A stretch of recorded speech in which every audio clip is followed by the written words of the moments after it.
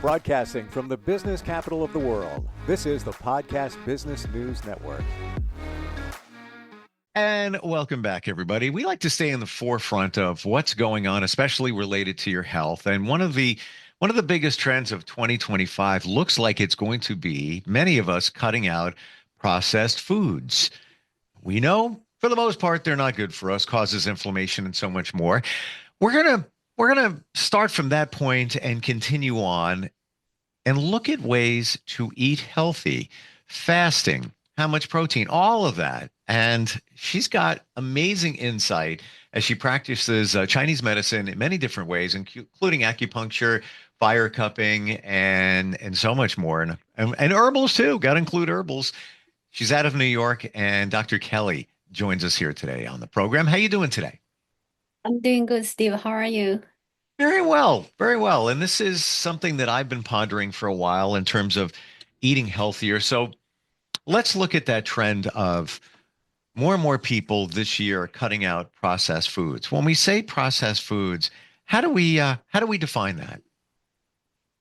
Well, processed food, from the word, you kind of like have a sense the food already pre-made, which means usually not 100%.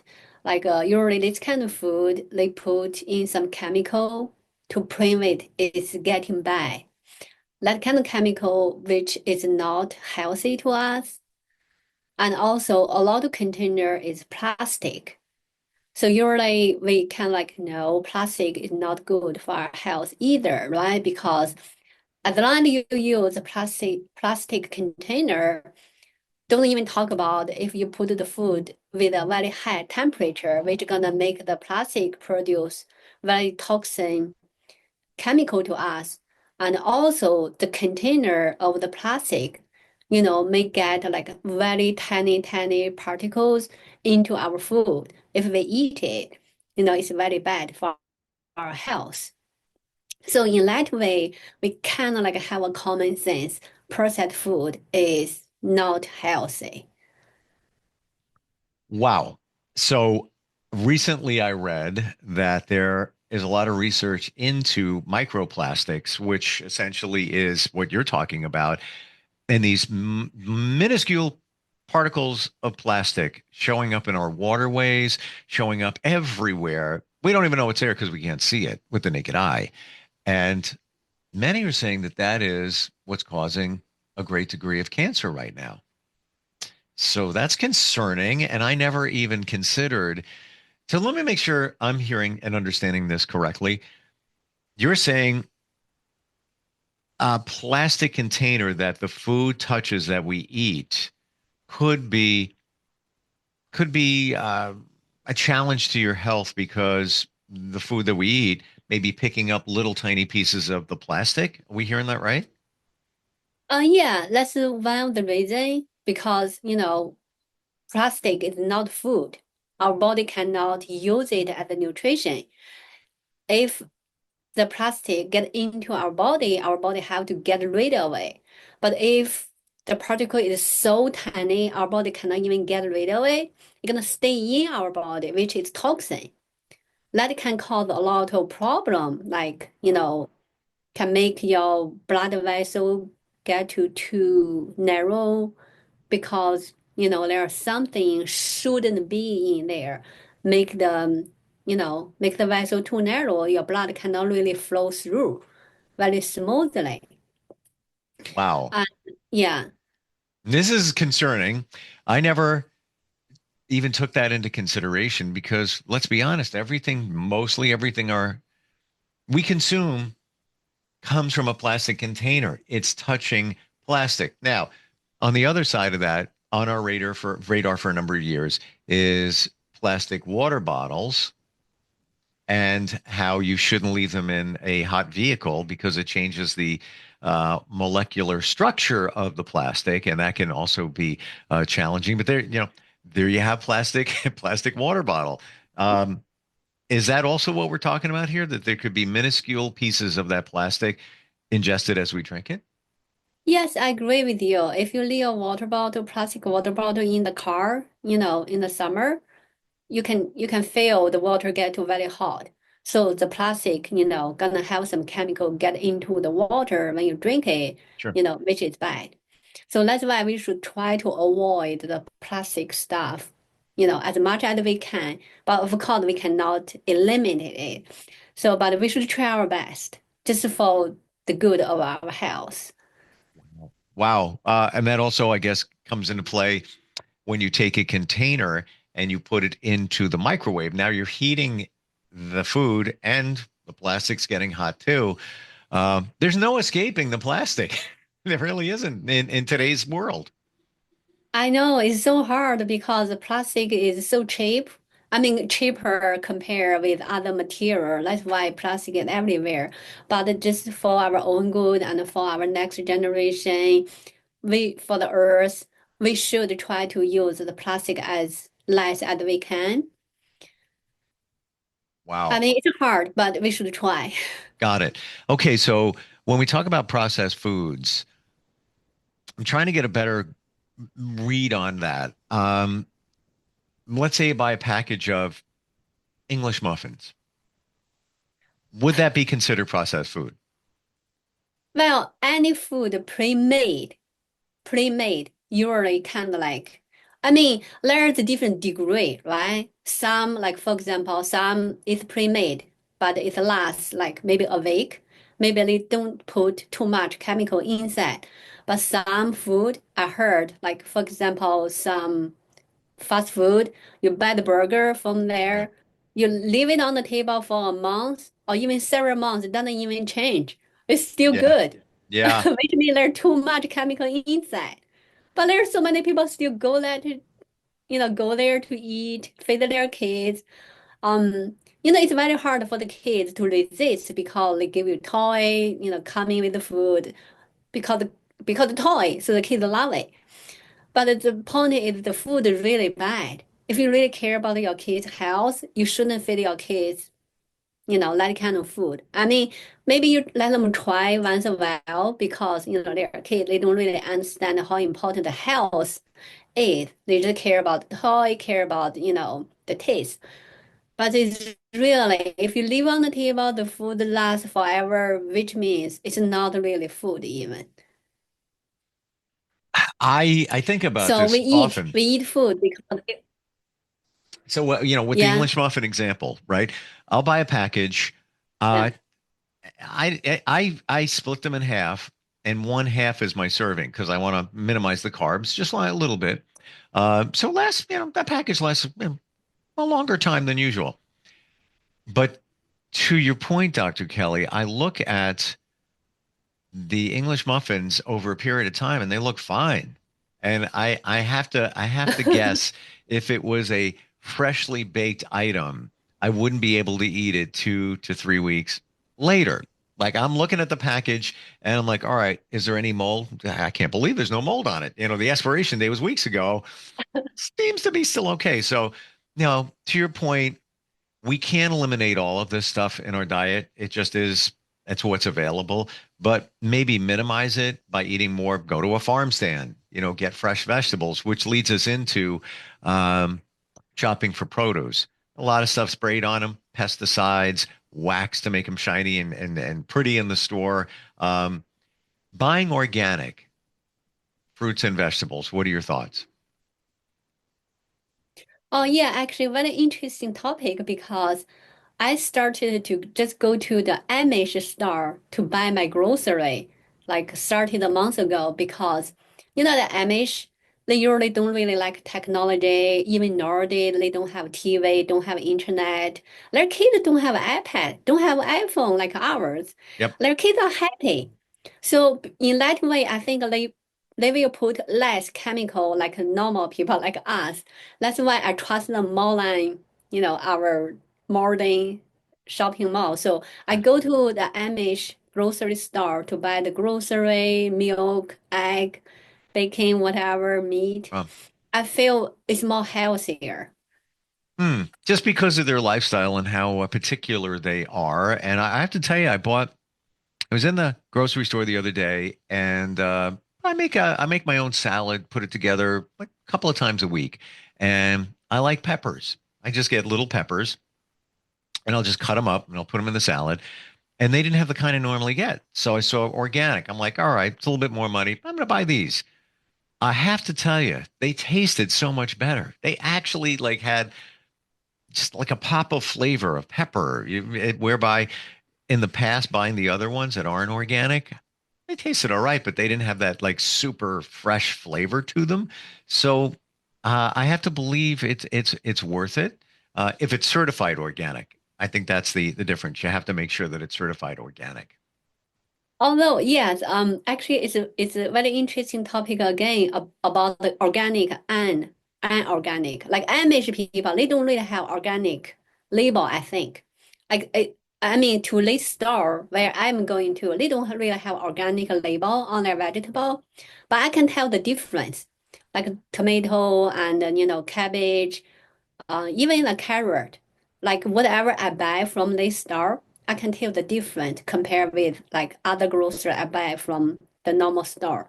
So in that way, I think because they put less chemical in their food, so their food is more fresh, so which Hmm. is more healthier, which means we put less chemical into our body, so we have to get rid of it, or we even couldn't get rid of it. That's a lot of people actually got like disease or even cancer at a very young age. Like before, you usually hear people get cancer at like 50s, 60s. Now you hear people get cancer like 20s, 30s. And Hmm. people even die at their 20s, 30s. Wow. Which is really bad because you would think, oh, the technology is so good, right? We have like super good doctors, they do surgeries, medicines, but people die at a very young age, which is really should make us think about what's wrong, what caused that. Hmm. Does make you wonder. And same thing with, we talk about milk and dairy products, how kids today are developing sooner because of the growth hormones that are put into a lot of those products. Oh yeah, actually in my office, if it's a female patient, I usually ask them, what age did you get your first period? Some people say 10, Yeah. which is pretty early. Like Yeah. according to the Chinese medicine book, the girls should get their period around 13. So 10 is like 3 years earlier than normal. Like you said, maybe because the hormone they ate from the milk or from the egg, from the meat, which is really bad because if you get your period at the age 10, which means you're shorting your period time for like 3 years. Like usually normal age for women get menopause is about 49. So if you get 10, maybe you will get your menopause at 46 instead of Wow. 49. Meaning you cannot have baby after 46, which is really bad because a lot of people still want to have a baby, you know, at the late 40s. Wow. Uh, didn't consider that, wasn't aware that shortens that amount of time. Um, Diet. Let's talk about some of the different trends related to diet and your thoughts. Fasting. What are your thoughts there? Actually, I think fasting is pretty good to some people. Of course, not to all the people, like not to the young kids, because young kids they develop so much so often, they need nutrition all the time. But for the adults, like if you already past 30 something, you don't have really very active. You sit at your desk for a long time, you don't even move. I think fasting might be good for you, especially for people have like a little bit of weight. You want to lose some weight, try some fasting. It could be good for you because when you do fasting, you are using all the leftover in your body stored over there, but actually your body didn't really use it. In that way, you can lose weight, you can even get like a more like a healthier. For example, some people have like a bleeding gums or tooth pain, or they want to eat all the time. Let's can be due to stomach failure in Chinese medicine. Stomach failure can be due to food stagnation, which means they have too much food in their body. The body cannot even digest. Then the Oh, food accumulate over there, then generate failure. Then you will have tooth pain, you have like bleeding gum, you may wow. have bad breath. You may like want to eat more even. Now, what does fasting look like? So I have a friend. Um, he fasts sometimes 4 or 5 times a week, but it's 16 hours. And I'm like, whoa, 16 hours? How are you doing that? He says half of that is while you're sleeping. So Oh if yeah, you that's that's true. Yeah, I so agree with you. his first meal is like probably 11 o'clock in the morning. So I guess basically he's skipping breakfast in doing a fast. Is there any right way that you would suggest to do fasting? I would say it depends on your schedule. For example, if you are really busy, like for example me, I kind of like doing fasting, but not like very specific 16/8, but it kind of like follow that rule. Like I eat my meal like maybe like 6 p.m. So I'm not gonna eat after 16 hours. So after 6 p.m., not gonna eat anything and don't even drink. But I would suggest you can drink, but I don't eat after 16 hours. And I feel pretty good actually. I don't really feel like a fatigue or have no energy or something. Usually I have a busy day, so after I get into office, I don't eat at all. I just treating patients one or the other. So after I finish, then I eat. So in that way, I don't really have like a regular 3 meals a day. So I may eat like 2 meal or even 1 meal a day. But I'm not heavy. Like when sometimes patient come in and say, "Oh, Dr. Kelly, I want to lose some weight. I want to look like you." One of the way to lose weight or control your weight is you don't have to eat 3 meals a day, especially if you don't feel hungry. Like in the morning, everybody think, oh, we should eat breakfast. But if you don't feel you're hungry, you don't have to. Hmm. I I don't feel that I have to, but I feel if I don't eat, I feel fatigued after a period of time. And that actually happened the other day. I had a very light dinner, then time went on, then it's the next day, and then I'm like, I can't get myself going. I don't know what it is. I'm like, maybe you need to eat. So I ate, and I was like, I came back to life. What about keto diets, cutting carbs? What are your thoughts there? I also kind of like agree. For myself, I also try to cut some carbs. I don't really eat like bread, don't really eat rice. I eat protein, I eat like vegetables, because they're essential, right? Like protein is essential to us, and vitamin is essential to us because the enzyme we need the protein for the enzyme. We need the vitamin, to help the enzyme to digest food. But the carbs, you can eat a little bit, but don't eat too much because all the protein, fats, and carbs actually can transform to each other. So in that way, you don't really have to have like certain carbs, certain protein, certain fats. If your body need, they can exchange to each other. But the carbs, one of the problem about the carbs is we kind of like eat a little bit too much. Like we have bread, we have rice, we have cupcake, we have cookies, and we have sugar. We drink coffee, put in sugar. We drink tea, we put in milk, put in sugar. Yeah. So a little bit too much. Because it too much, that become a problem. That's why cutting carbs is kind of like a good idea. But of course, it takes time for your body to get used to it. I have been kind of like don't really eat a lot of carbs, and I feel totally fine. It probably took you, I'm guessing, or others a little getting used to Yes, of not having carbs. yes, I agree with you. So that's why it takes some time to get used to it. Because to be honest, we all love carbs because it's delicious, it's sweet. right? Just like that kind of feeling just make you want to eat more. Sometimes when I'm like very tired or somehow I want to eat carbs too. If I see a cookie on the countertop, I will eat it. But somehow I know if I eat that, it's not very good because carbs can give you inflammation.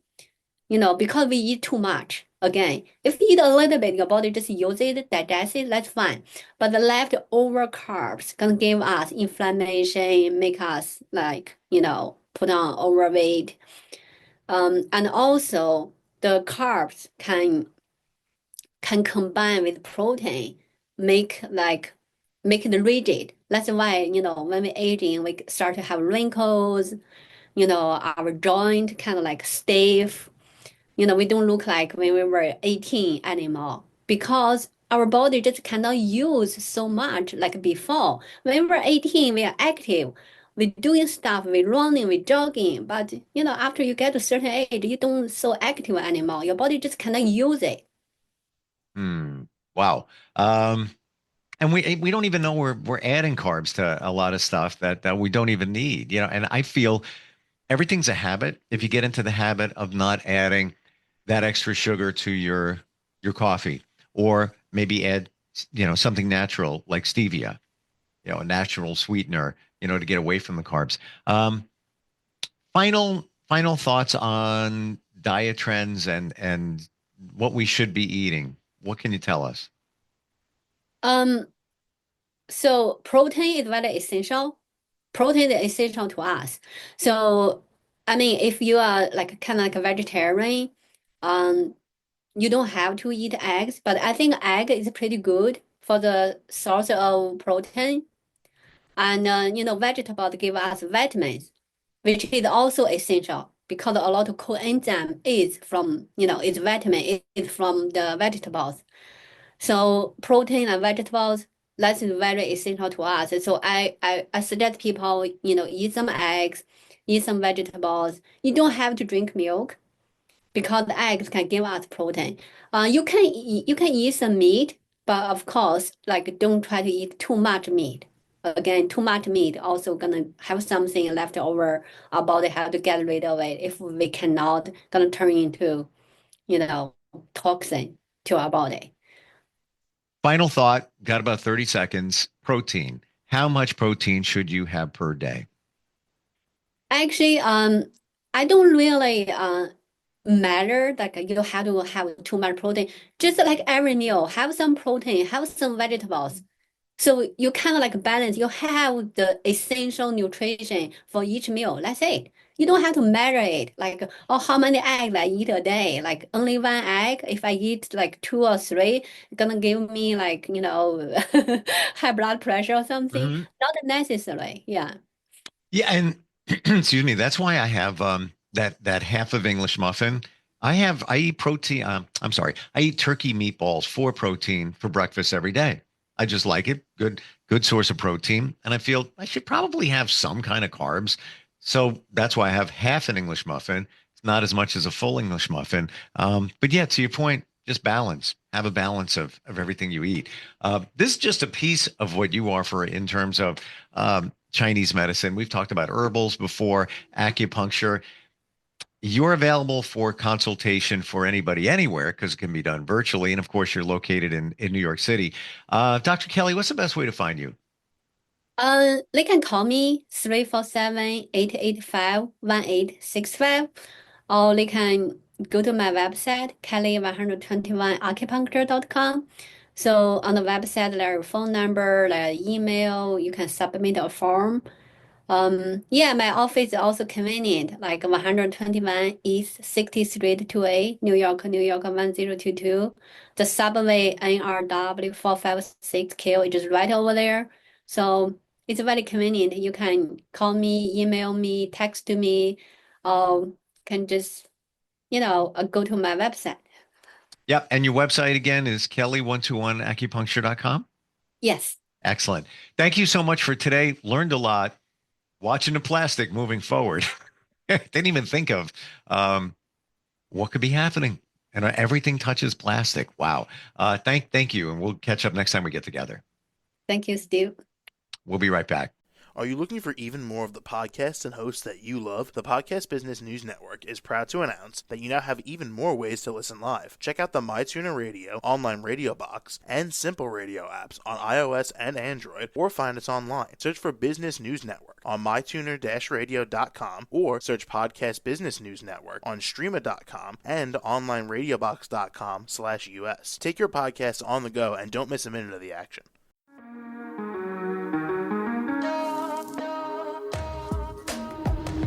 Broadcasting from the business capital of the world, this is the Podcast Business News Network. For nearly 2,000 severely injured veterans, everyday life has become filled with barriers. Day-to-day simple tasks can become pretty daunting. I have to carry my chair up 2 flights of steps or have somebody do it for me. What scares me the most is just the falling. When I'm struggling with my house, I think, to have that one great barrier just knocked down, it's crucial. Home for Our Troops is a wonderful nonprofit that builds a Mortgage-free, fully adaptive, handicap-accessible house. And there's no catch. It'll be our very first home that we've ever owned. This is a game changer. This is where your life begins again. We need you to join us in completing this important mission. Please visit hfotusa.org and help build homes and rebuild lives. Because of you, everything's going to be okay.